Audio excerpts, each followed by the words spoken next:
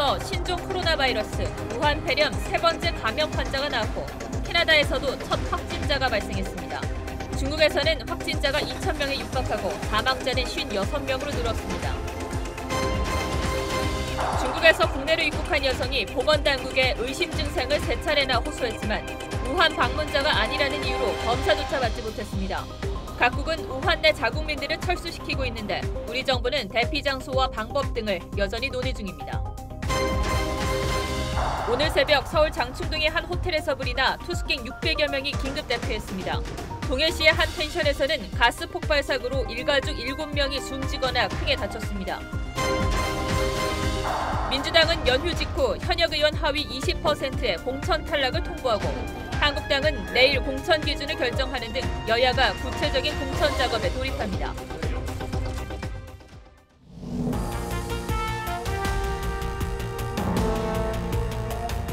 여러분 안녕하십니까? 설 명절인데도 밝은 소식을 전해드리지 못해 안타까운 마음으로 뉴스7 시작하겠습니다. 우한 폐렴이 명절 기간에 급속도로 확산되고 있습니다.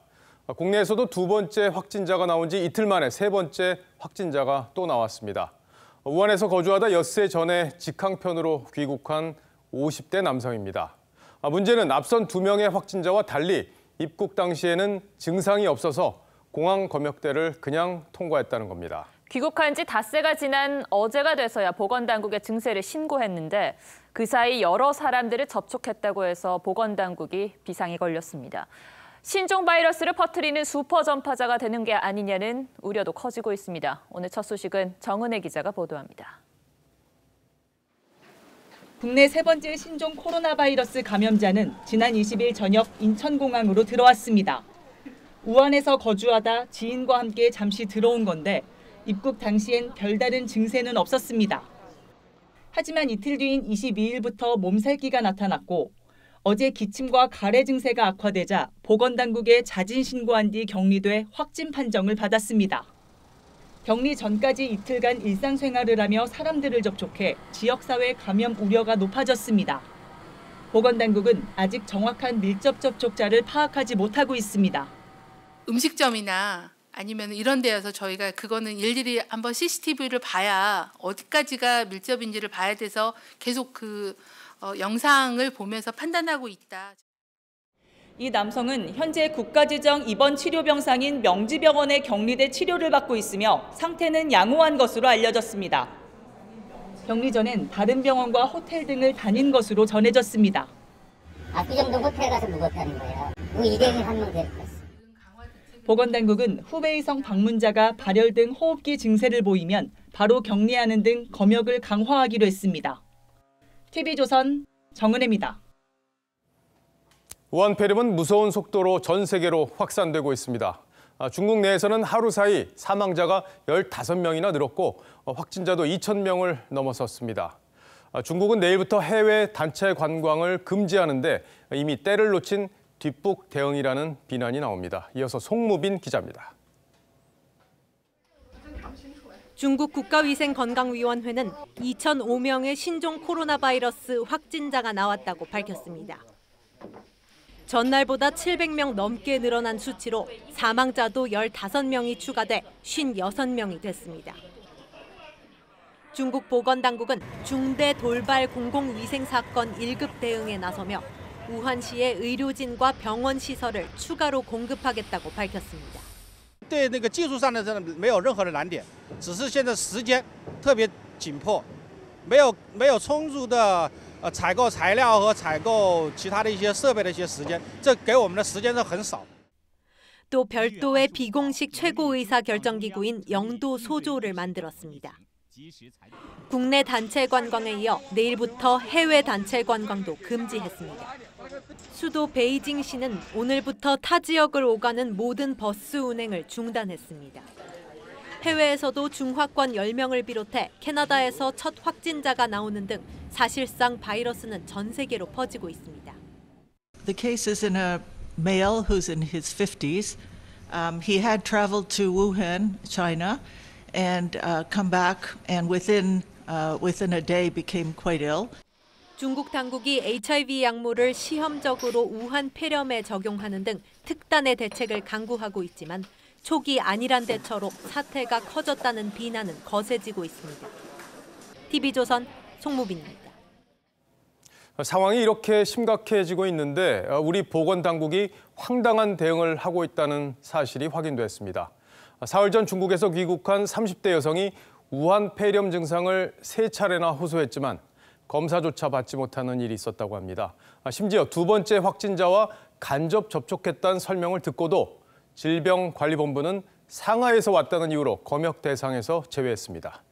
최민식 기자가 이 사건 당사자와 단독으로 통화한 내용을 직접 들어보시죠. 지난 23일 중국 상하이를 출발해 김포공항으로 입국한 A씨는 발열과 기침 등 우한 폐렴 의심 증상이 나타나 어제 수도권의 한 선별진료소를 찾았습니다. 국내 2번째 우한 폐렴 확진자와 직접 접촉했던 지인과 같은 공간에 있었던 뒤 증상이 나타났다고 설명했지만 폐렴 검사는커녕 진료도 받지 못했습니다.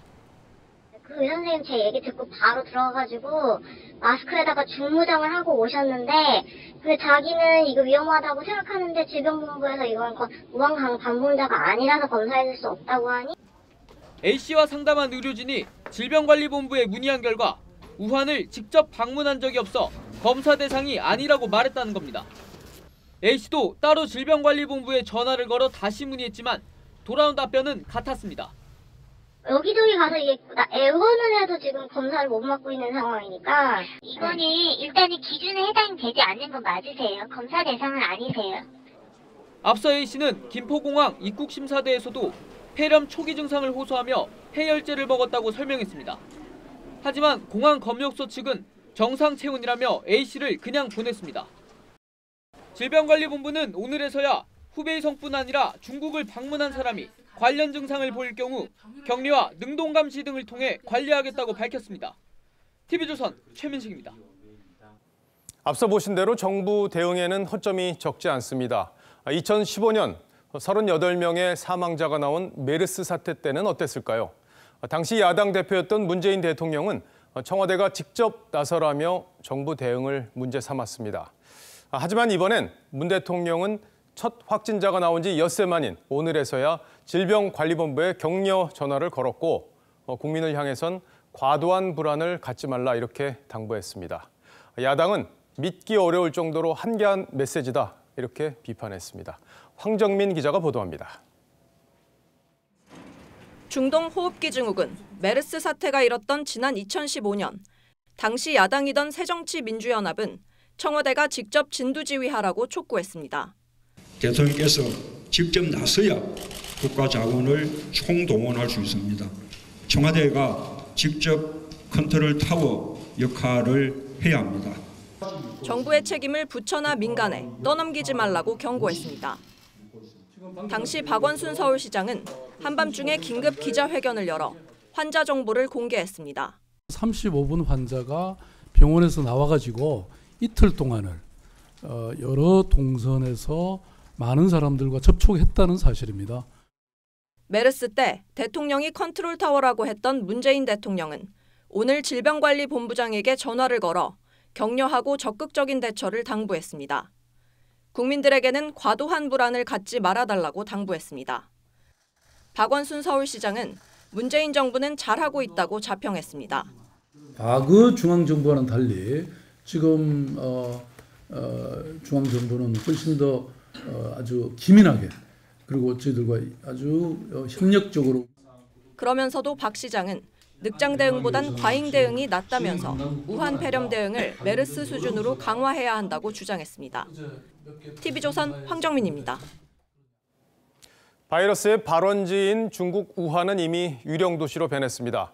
상황이 심각해지자 미국을 비롯한 주요 국가들은 우한에서 자국민을 철수시키기 시작했는데 우리 교민 500여 명은 아직 현지에 발이 묶여 있죠. 전세기를 보내 데려오는 방안이 검토되고 있는데 이들이 귀국할 경우 검역 대책도 아직 결정하지 못한 상태라고 합니다. 이채연 기자가 취재했습니다.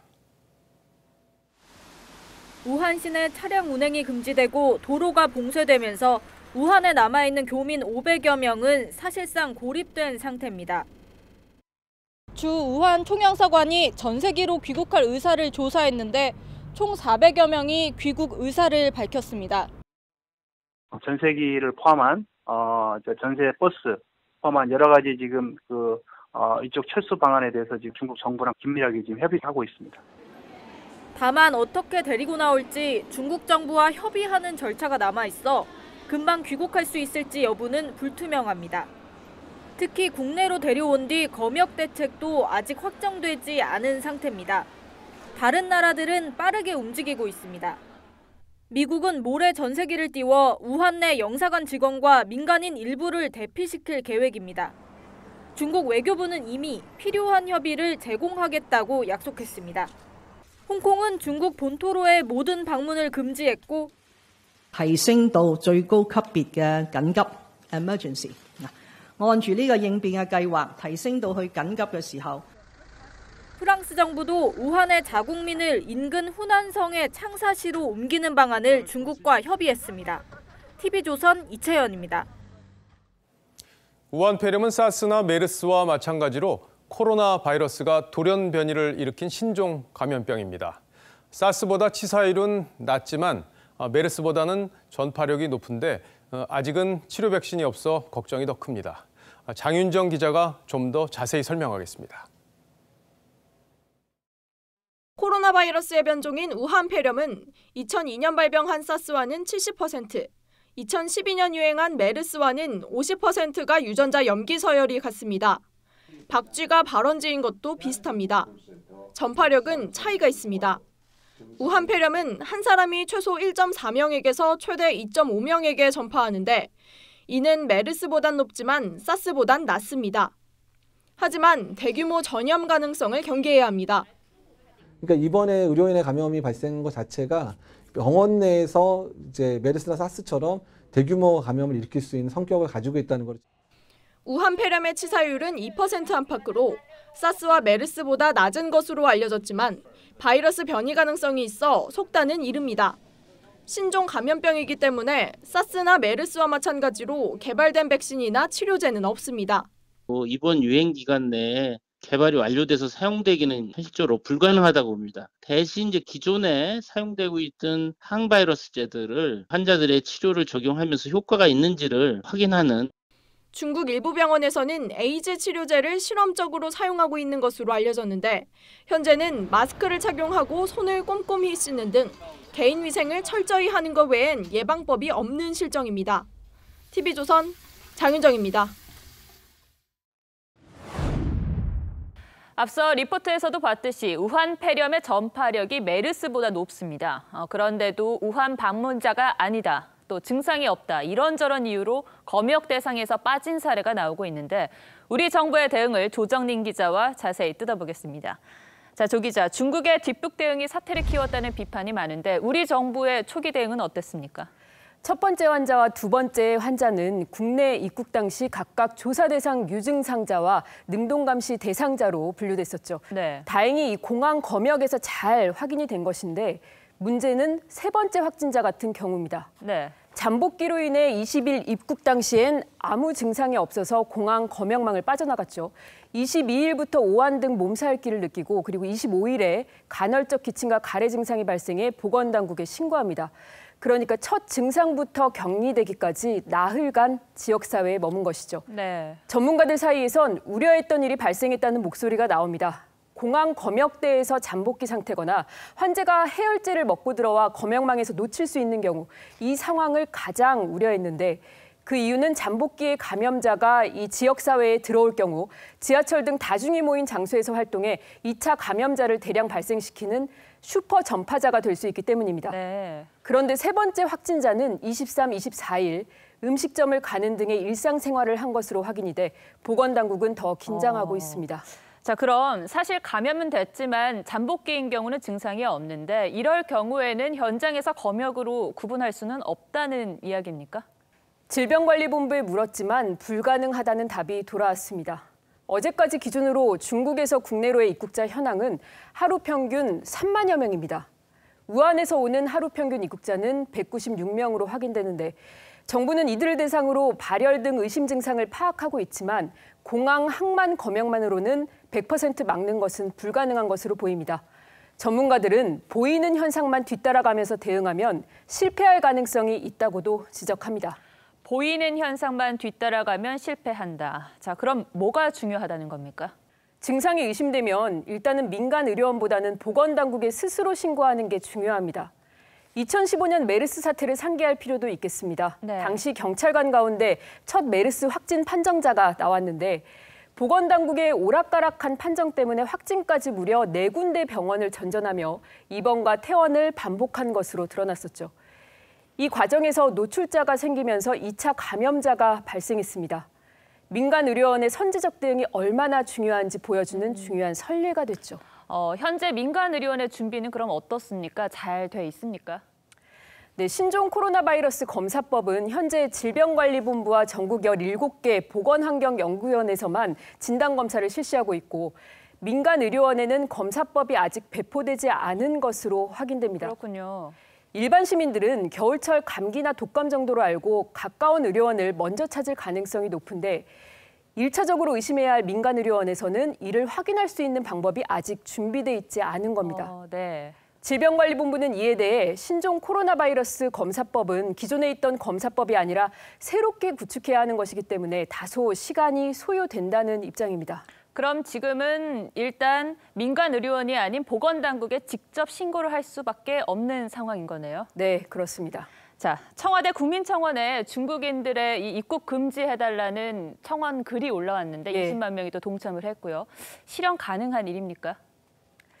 현실적이지 않다는 게 대체적인 지적입니다. 만약 WHO에서 비상사태를 선포하면 출입국 제한을 권고할 수는 있지만 WHO는 아직 그 정도 상황은 아니라고 판단하고 있습니다. 질병관리본부도 WHO가 비상사태를 선포한다 하더라도 지금껏 무역이나 인구이동 전체를 금지하는 조치가 권고된 적은 한 번도 없다고 밝혔습니다. 네, 중국이 입국 금지 말이 나올 만큼 공포가 확산되고 있으니까 정부도 선제적으로 한 발 앞서서 대응을 해야 될 것 같습니다. 오늘 잘 들었습니다.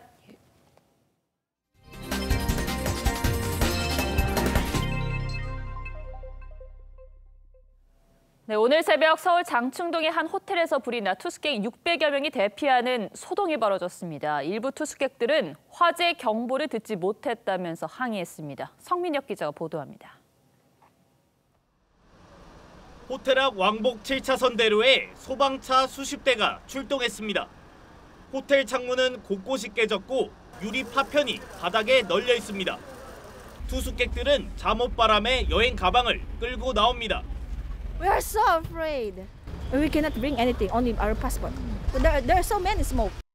서울 장충동의 한 호텔에서 불이 난 건 오늘 새벽 4시 50분쯤. 지하 1층 그 알람 밸브실에서 발생한 화재가 상층부까지 뚫려 있는 비트를 타고 연기가 전층으로 확산돼. 이 불로 호텔 투숙객과 직원 600여 명이 새벽에 대피하는 소동이 벌어졌습니다. 1시간 반 만에 불길은 잡혔지만 투숙객 70여 명이 치료를 받았습니다. 일부 투숙객들은 화재 경보나 대피 안내를 받지 못했다며 불만을 쏟아냈습니다. No fire alarm, no sprinklers, nothing went off. We woke up to smoke, no one was helping us. 하지만 소방당국과 호텔 측은 화재 경보와 스프링클러가 정상 작동했다는 입장입니다. 여기다가 인지를 한 다음에는 정지를 시킬 수가 있어요. 이를 유도하고 이제 할 수가 있거든요. 소방당국은 합동 감식을 통해 정확한 화재 원인을 조사할 계획입니다. TV조선 성민혁입니다. 이뿐 아니라 전남 해남에서도 외국인 근로자 숙소에서 불이 나 3명이 숨지는 화재 사고가 있었습니다. 경남 밀양에서는 40대 남성이 집에 불을 질렀는데 집안에서 70대 어머니가 숨진 채 발견됐습니다. 이심철 기자입니다. 시뻘건 불길이 창문을 뚫고 솟아오릅니다. 오늘 새벽 4시쯤 경남 밀양의 한 1층짜리 주택에서 불이 났습니다. 소방대가 40분 만에 불길을 잡았지만 76살 여성 A씨가 숨진 채 발견됐습니다. 경찰은 A씨와 살던 아들 43살 B씨를 방화 혐의로 붙잡았습니다. 버스들은 그냥 집에 쓰레기 있으면 좀 마다에서 불 태우겠죠. 그러니까 거의 의심을 안 해줍니다. 아들 B씨는 경찰 조사에서 방화 사실을 인정했습니다. 정확한 범행 동기는 알려지지 않았습니다. 경찰은 A씨가 불이 나기 전 이미 숨졌는지 여부를 밝히기 위해 부검을 할 예정입니다. 사인은 우리 방안이라는 걸 보는데 부검해봐야 할 것 같습니다. 어제 낮 3시쯤에는 전남 해남의 한 외국인 근로자 숙소에서도 불이 나 태국인 불법 체류 근로자 3명이 숨졌습니다. 경찰은 이들이 설 명절 휴일을 맞아 함께 술을 마신 것으로 보고 있습니다. 술병들은 안에서 이미 발견이 됐고요. 고기를 사가지고 들어오는 것도 저희들이 확인을 했습니다. 경찰은 1층짜리 주택 화재에도 탈출하지 못한 이유와 방화 여부를 조사하고 있습니다. TV조선 이심철입니다. 네, 설 명절에 사고 소식이 많아 마음이 무겁습니다. 강원 동해의 한 펜션에서는 폭발 사고가 났습니다. 투숙 중이던 일가족 7명이 숨지거나 다쳤습니다. 장용욱 기자가 보도합니다. 도로 바닥이 붉은 섬광으로 번쩍이고 놀란 주민들이 건물에서 나와 모여듭니다. 어제 저녁 7시 46분쯤 강원 동해시의 한 건물 2층 펜션 객실에서 폭발 사고가 났습니다. 창가 쪽으로 붉은 불길이 그다음 진짜 119가 막 오고 조금 있으니까 막 연기가 가득하면서 막 사람들이 뛰쳐 나오더라고요.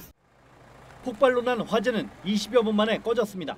하지만 펜션에 묵던 50에서 70대 일가족 7명 가운데 5명이 숨지고 2명이 크게 다쳤습니다. 펜션 1층 가게 손님 2명도 가벼운 부상을 입었습니다. 자랑하고 또 부부고 또 사출이고 그렇습니다. 그 17명이 다. 경찰과 소방 등은 현장을 합동 감식했습니다. 사고 당시 1분 사이에 2차례 폭발이 있었는데 경찰은 발코니에서 사용하던 휴대용 가스버너와 방 안에 LP가스가 연쇄 폭발했을 가능성을 조사하고 있습니다. 옛날에는 가스 렌즈를 사용했는데 철거하고 인덕션을 교체를 했어요. 배관만 있었다. 예, 배관만 있었던 겁니다. 경찰은 객실 내부에 있는 LP가스 배관 연결용 고무호스의 마감 처리에 문제가 있었는지를 조사하고 있습니다. TV조선 장용욱입니다. 그런데 사고가 난 펜션은 허가받지 않은 채 불법 영업을 한 것으로 드러났습니다. 게다가 펜션 주인은 석 달 전에 소방 점검도 거부했습니다. 이 사실이 지자체에 통보됐지만 왜 아무 조치도 없었던 것인지 경찰은 수사하고 있습니다. 강석 기자입니다. 펜션 발코니가 새카맣게 불탔습니다. 건물 외벽도 검게 그을렸습니다.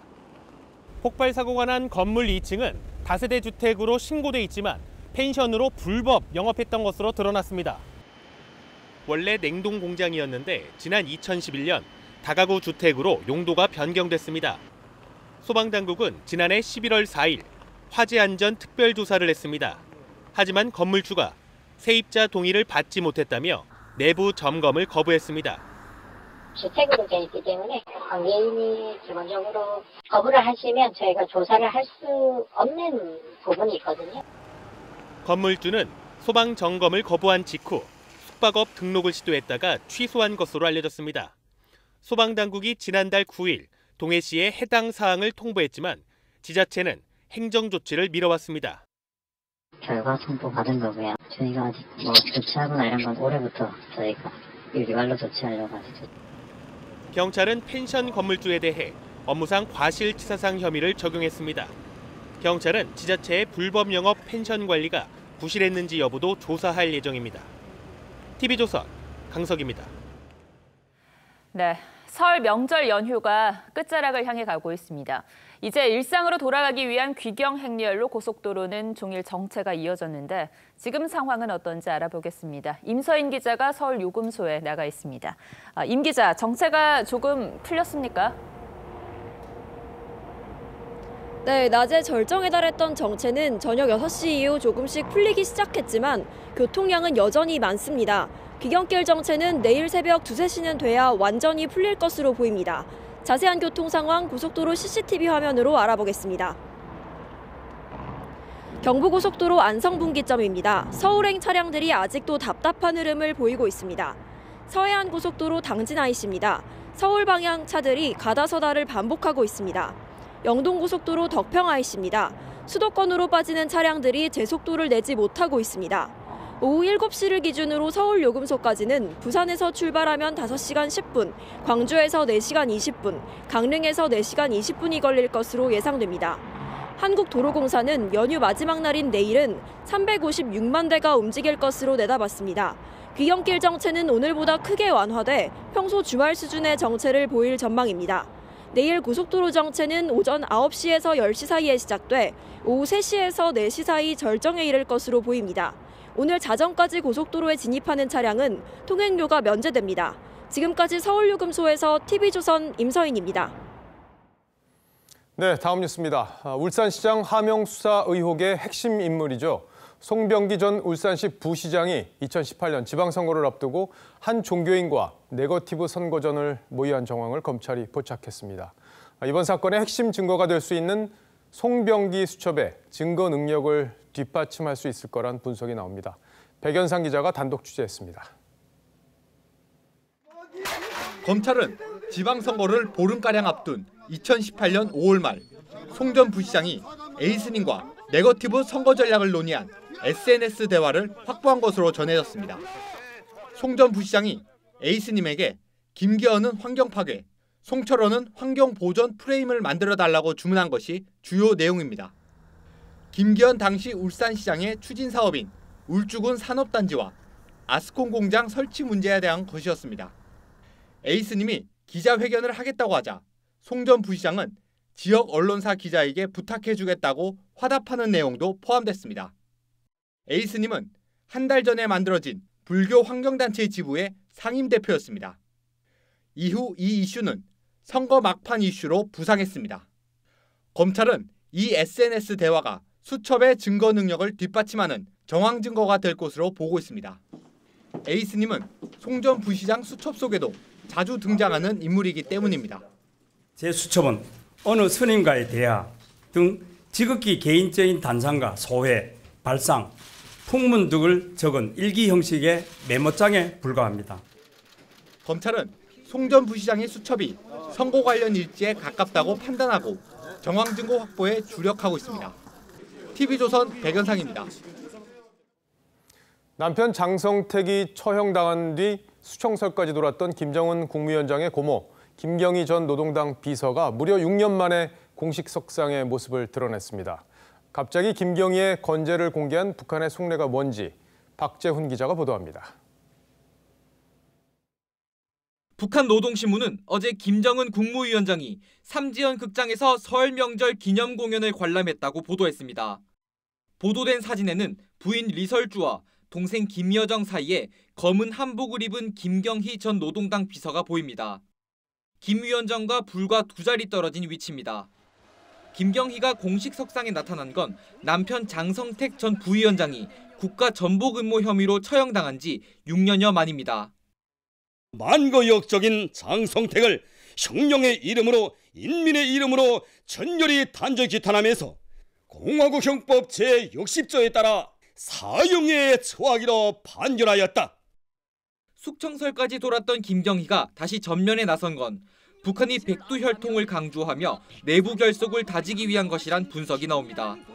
백두혈통의 내적 단합을 과시하고 대외적인 김정은의 우상화 작업을 확고히 함으로써 전면 대결의 입장을 공고히 하는 데 목적.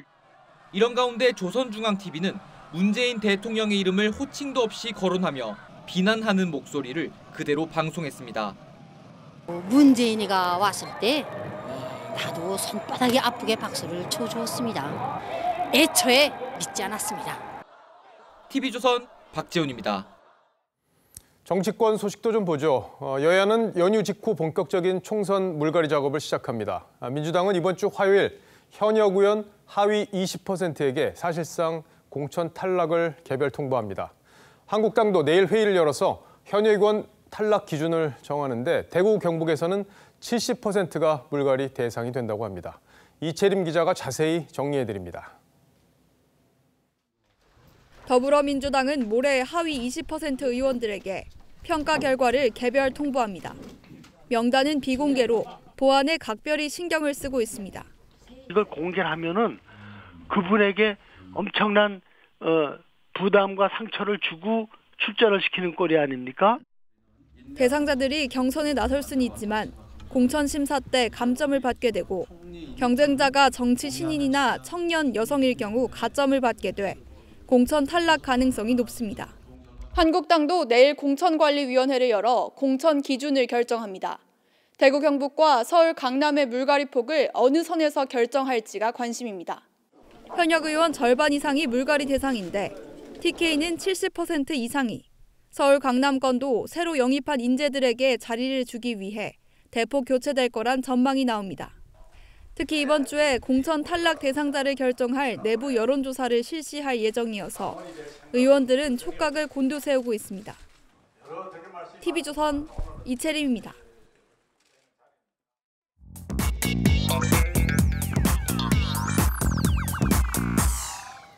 궁금한 뒷이야기를 들어보면서 물음표가 느낌표로 바뀌는 뉴스의 재구성, 뉴스야 시간입니다. 오늘은 정치부 류병수 기자와 함께합니다. 자, 첫 번째 물음표부터 보죠. 네, 첫 번째 물음표는요. 윤석열 아이돌 페류나입니다. 예, 윤석열 총장 이야기인데 최근에 청와대와 윤석열 총장 사이의 이제 기류가 일촉즉발이다 이런 평가까지 나오고 있잖아요. 이제 검찰 내부 분위기를 취재한 거죠? 네, 1, 2차 인사 이후에요. 전반적으로 윤석열 총장을 응원하는 분위기가 강하게 형성되고 있습니다. 먼저 아이돌이라는 표현은 권력 핵심을 겨냥한 검찰 수사가 반드시 마무리돼야 한다는 쪽에서 나오고 있습니다. 한 전직 고검장은 최근 후배 검사들을 만나 나눈 분위기를 이렇게 표현했는데요. 윤 총장이 검사들 사이에서 아이돌이 된 것 같아. 그리고 윤 총장이 쫓겨난다면 검사들이 순교자의 길을 같이 갈 수도 있다. 이런 이야기도 하고 있다고 합니다. 네, 근데 이제 윤 총장이 사실 이명박 박근혜 정부에서도 권력과 이제 대척점에 서서 수사를 했었기 때문에 뭐 누구 편이다, 뭐 보수 편이다, 진보 편이다 이렇게 얘기하기가 참 어려운데 이제 검사들 중에는 윤 총장이 이제 검사의 길을 제대로 가고 있다 이렇게 평가하고 있다는 거군요. 네, 맞습니다. 또 지방청 부장급 검사는요. 검사는 권력자의 범죄를 파헤치는 것입니다. 윤 총장이 검사의 본성을 깨우고 각성시켰다고 말했습니다. 관련한 윤 총장의 발언을 들어보시겠습니다. 저는 부족함이 많은 사람입니다. 그러나 강자 앞에 엎드리지 않았고 불의와 적당히 타협하지 않았습니다. 자, 그런데 이제 법무부를 비롯해서 이번 이제 인사에서 핵심 보직을 차지한 검찰 인사들 이쪽에서는 좀 다른 평가가 나오고 있는 거죠. 네, 그렇습니다. 그간 검찰이 과도한 권한을 행사해왔고 정권을 겨냥한 수사도 지나치게 광범위하게 진행했기 때문에 이번 인사를 통해 그런 문제점을 개선한 것이라는 시각도 분명히 있습니다. 특히 과거 정부에서 밀려나 있던 윤 총장을 서울지검장, 검찰총장으로 발탁한 문재인 대통령에게 폐륜을 저지르고 있다는 비난이 여권 내부에서 나오고 있습니다. 제가 위반한 것이 아니고요. 검찰총장이 저의 명을 거역한 것입니다. 근데 어제 저희가 윤 총장 측에서도 정권을 향해 이제 칼을 준비하고 있다 이런 말을 한다는 걸 보도해드렸었는데, 근데 궁금한 건 이제 양측이 이제 정면 충돌하고 있는 그런 분위기잖아요. 근데 결과는 어떻게 되는 겁니까? 예, 말씀하신 것처럼 두 번의 검찰 인사에서 윤 총장 측근이 모두 잘려나갔고 청와대 관련 수사 지휘 라인에는 친정부적 검사들로 알박기를 한 상황입니다.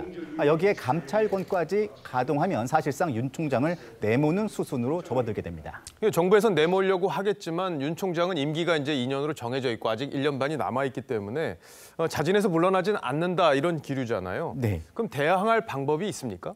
네, 두 가지 방안이 거론되는데요. 우선 대검 수사심의위원회입니다.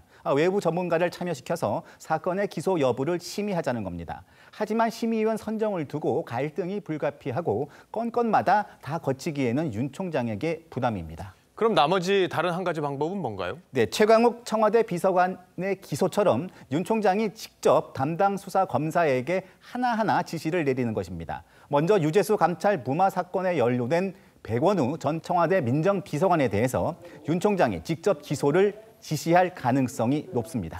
자, 그런데 이제 설 명절 전에 최강욱 청와대 비서관을 기소하는 과정에서 이제 논란이 컸고 그때 법무부도 이제 감찰을 하겠다 이런 얘기들까지 나왔는데 또 그런 식으로 기소를 할 경우에 추미애 장관도 또 가만히 있지 않을 걸로 예상이 됩니다. 네, 추 장관의 경우에는 윤 총장에 대한 감찰 외에도 법무부 장관에게 있는 지휘권을 발동할 수 있습니다.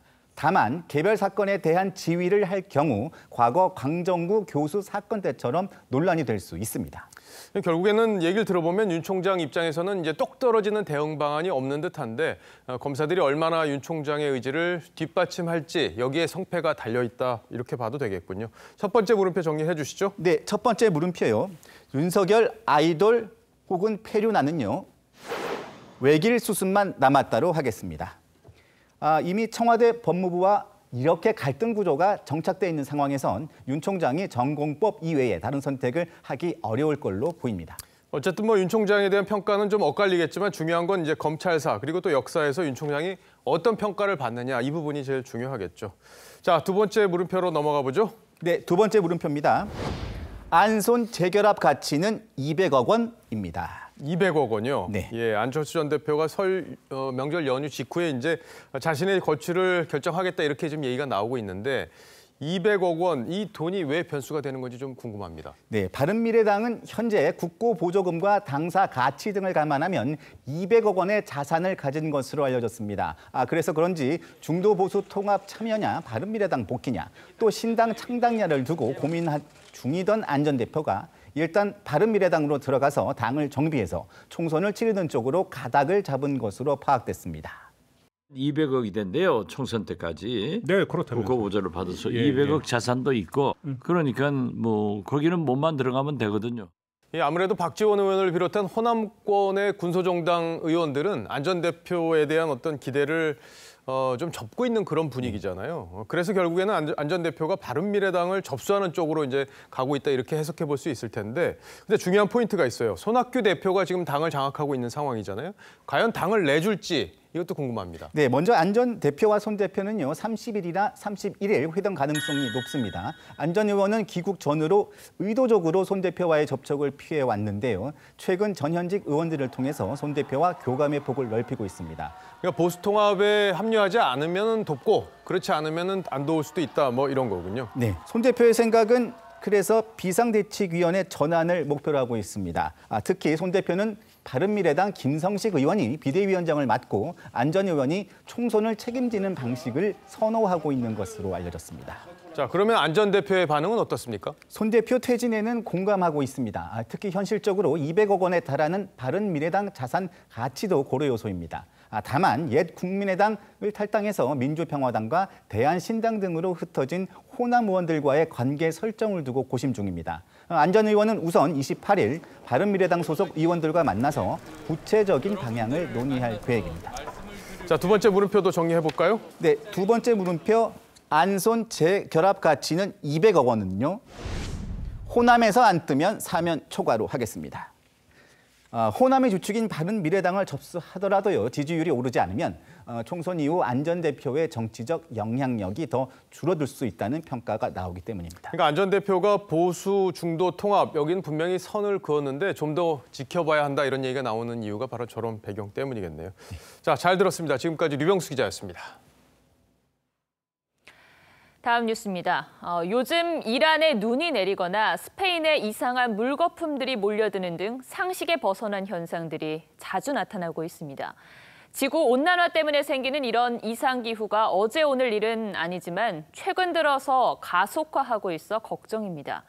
아마 이 리포트를 보시면 나 하나쯤이야가 아니라 나 하나라도 환경을 위해야지 이렇게 생각하게 될 겁니다.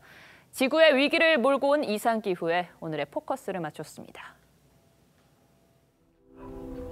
바닥을 드러내며 말라버린 강. 물을 마시지 못한 가축들이 곳곳에서 죽어갑니다. No las cuento porque todos los días amanece una muerta, dos, tres. 이탈리아 베니스에선 53년 만에 최악의 수해로 국가 비상사태가 선포됐죠. 지난주 이란의 수도 테헤란에 보기 힘든 눈이 펑펑 내렸습니다. 이웃 국가 파키스탄은 같은 날 폭설과 추위로 최소 105명이 사망했습니다. आप खुद देख रहे हैं कि 6-6 फुट बर्फ हुई है, इसमें चारपाई पे उठाकर ले जाना और 10-10 किलोमीटर सफर करना, ये कहाँ का इंसाफ है? 반면 동토의 나라 러시아, 겨울왕국, 노르웨이는 연이어 최고 기록 신기록을 경신하고 있죠. 기습 한파로 얼어붙은 이구아나들이 땅으로 뚝뚝 떨어지는 플로리다의 이구아나 비 현상. 스페인 해안가에 몰려든 정체불명의 흰 거품은 상상 못할 기현상이죠. 모두 6개월 새 일어난 일로 지구온난화가 빚어낸 이상기후의 단면입니다. 화력 발전에 기댄 발칸반도 국가들은 올겨울 최악의 스모그에 시달리고 있습니다. Sarajevo je zadnjih 8 dana imalo epizodu zagađenja koja je gore od bilo čega što je Peking imao u periodu od 2008. do 2010. 현재 기후 변화에 가장 극단적 현상이 나타나고 있는 곳은 호주. 지난해 9월 시작된 산불은 이제껏 아이슬란드 면적을 태우고도 계속되고 있습니다. 막대한 인명과 야생동물 희생은 물론 이산화탄소 배출도 기록적입니다. 최근 불어닥친 뜨겁고 거대한 먼지 폭풍도 산불 연기에 영향을 받은 것으로 보입니다. 고온 건조한 날씨로 산불이 잦아지고 거기서 배출된 이산화탄소가 다시 온난화를 심화시키는 악순환입니다. There has been an associated increase in the length of the fire weather season, and climate change, including increasing temperatures, is contributing to these changes. 특히 온난화로 박쥐 등의 서식지가 달라져 인류가 신종 바이러스에 더 자주 노출될 것이란 경고는 현재 우한 폐렴 확산 상황과 맞물려 더욱 뼈아프게 들립니다. Someone doesn't have to weaponize the bird flu. The birds are doing that. 더 큰 비극을 막기 전에 이제라도 10대 소녀의 외침에 귀를 기울여야 하는 건 아닌지. We are facing a global crisis, and if we don't do anything soon, then it might be too late to undo the irreversible climate breakdown. 뉴스 7 포커스였습니다.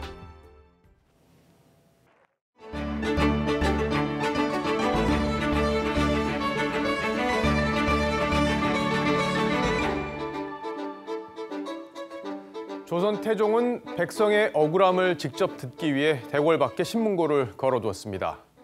하지만 북이 쉴 새 없이 울리면서 약자를 보호하려던 취지와 달리 양반과 관리들의 민원 창구로 변질됐다가 결국 폐지됐죠. 이 고통받는 백성들의 목소리를 진심으로 경청하는 건 예나 지금이나 쉬운 일이 아닐 겁니다. 문재인 청와대도 국민청원 제도를 운영 중입니다. 어떤지 한번 볼까요? 조국 가족 인권 침해를 인권위가 조사해달라는 청원에 청와대는 외압 논란이 나올 정도로 강하게 밀어붙였습니다. 반면 청와대 의혹을 수사하는 윤석열 수사팀을 해체하지 말라는 청원은 30만 명 넘게 참여했는데도 답을 내놓지 않고 있는데 그 까닭을 모르겠습니다. 국민청원이 지지층을 챙기는 수단으로 활용된다, 이런 비판이 나올 수도 있는 상황이죠. 지난주 검찰 인사는 많은 논란을 일으켰습니다. 여야가 바뀌면 말도 바뀐다지만 추미애 장관이 과거 자신의 발언을 본다면 어떤 변명을 할지 모르겠습니다. 수사와 기소를 주장했던 수사 책임자도 내쳤지 않습니까? 대단하신 소신입니다. 검찰개혁을 명분으로 내세우고 있지만 청와대 관련 수사팀을 사실상 해체한 것까지 개혁으로 기록될지는 의문입니다. 조국 사태를 겪으며 정의의 상실에 분노했던 젊은이들은 여전히 마음 둘 곳을 찾지 못하고 있습니다. 조국 장관 자녀 사태를 지켜보면서 무기력에 더 빠졌습니다. 상식과 합리적 판단이 무너진 사회에서 우리가 노력해서 무엇하나라는 생각마저 듭니다. 상식이 무너진 사회에서 노력하면 뭐하냐는 이 여학생의 호소는 우리 기성세대를 부끄럽게 만듭니다. 자, 그래도 새해가 시작됐으니 희망을 찾아봐야겠죠. 마침 올해는 복을 불러온다는 흰주의 해, 경자년이고 민심을 가늠할 수 있는 총선도 있습니다. 설 명절의 끝자락에 앵커가 고른 한마디. 상식이 무너진 사회, 그래도 희망을 찾자였습니다. 내일 전국에 눈비가 예상돼 귀경길 우려되는데요.